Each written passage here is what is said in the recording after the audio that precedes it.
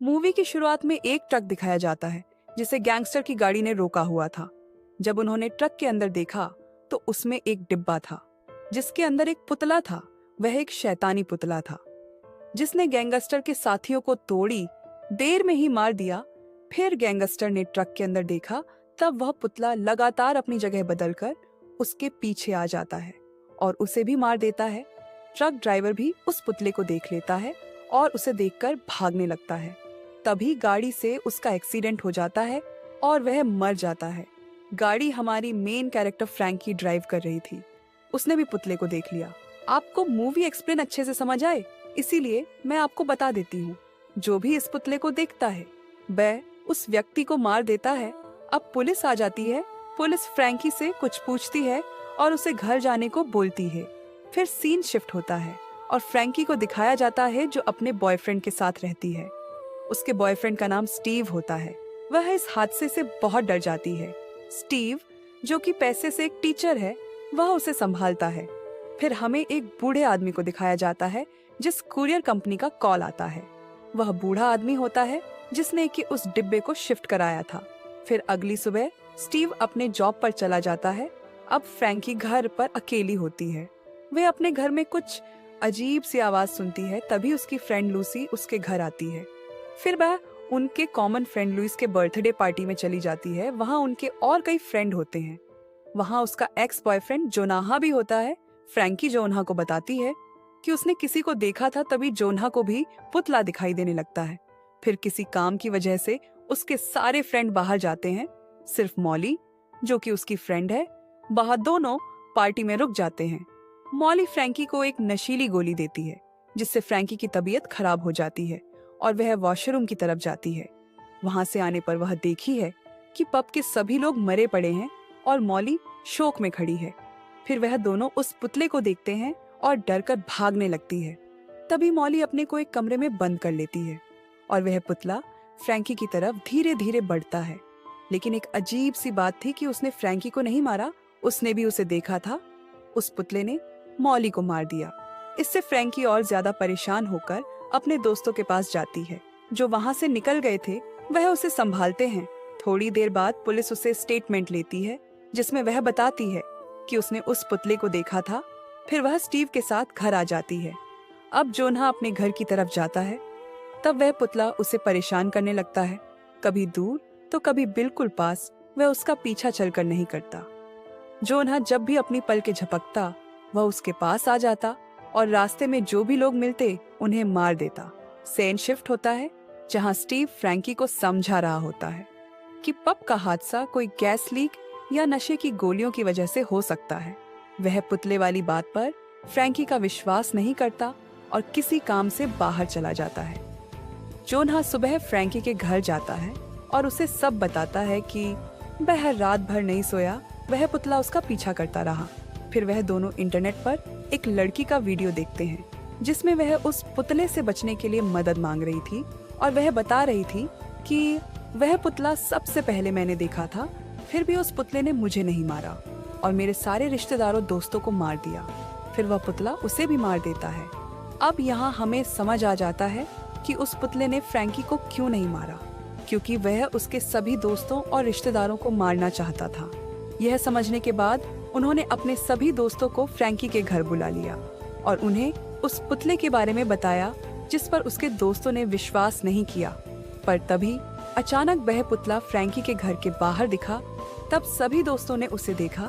वह पुतला वहां से गायब होकर घर के पास आया और फिर गायब होकर घर के अंदर आ गया।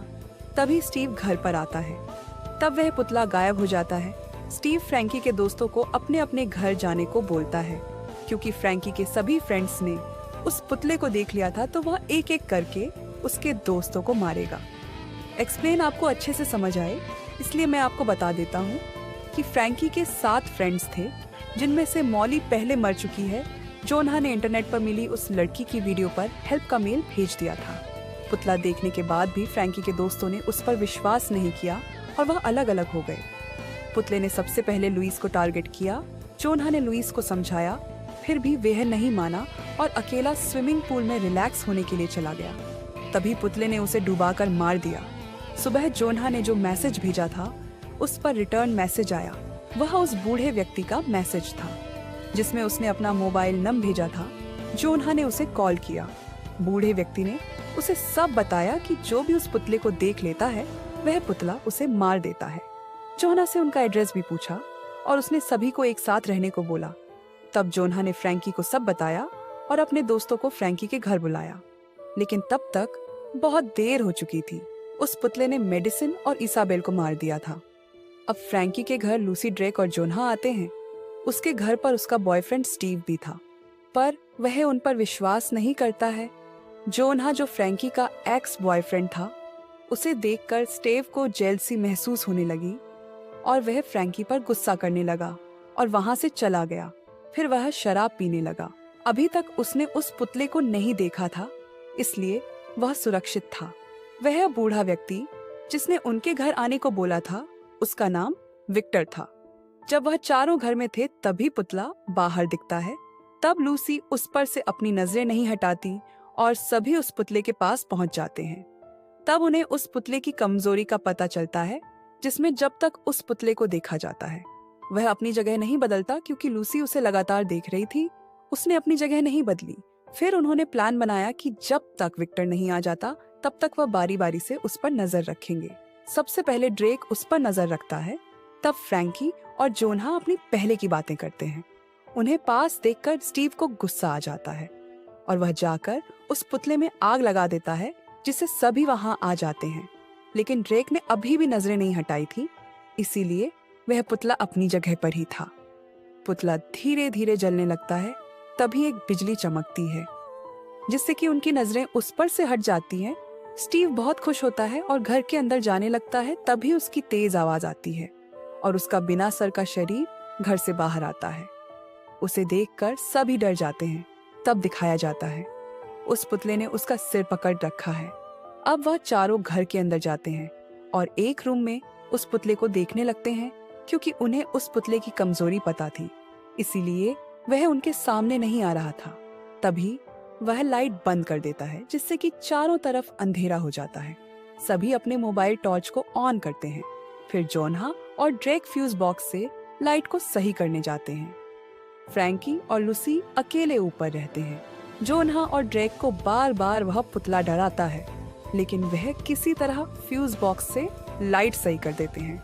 लाइट आने लगती है और फ्रैंकी और लूसी भी नीचे आ जाती है। जैसे ही जोन्हा लाइट रूम से बाहर आता है, वह पुतला ड्रेक को पीछे से पकड़ लेता है और गेट बंद कर देता है। ड्रेक चिल्ला चिल्ला कर मर जाता है। गेट की बेल बजती है। तीनों डर जाते हैं। वह तीनों एक साथ जाते हैं और देखते हैं, तब वहाँ विक्टर होता है। विक्टर उनके घर आकर बताता है, सबसे पहले इस पुतले को उसकी बेटी ने देखा था, तब उसने उसकी सारी फैमिली को मार दिया। क्योंकि विक्टर देख नहीं सकता था, इसलिए वह जिंदा था। फ्रैंकी और जोन्हा किसी बात के लिए बाहर गए। लूसी अकेली ही विक्टर के साथ बैठी थी और विक्टर की बेटी के बारे में पूछ रही थी। तभी विक्टर ने उसके गले पर हमला कर दिया और उसे मार दिया।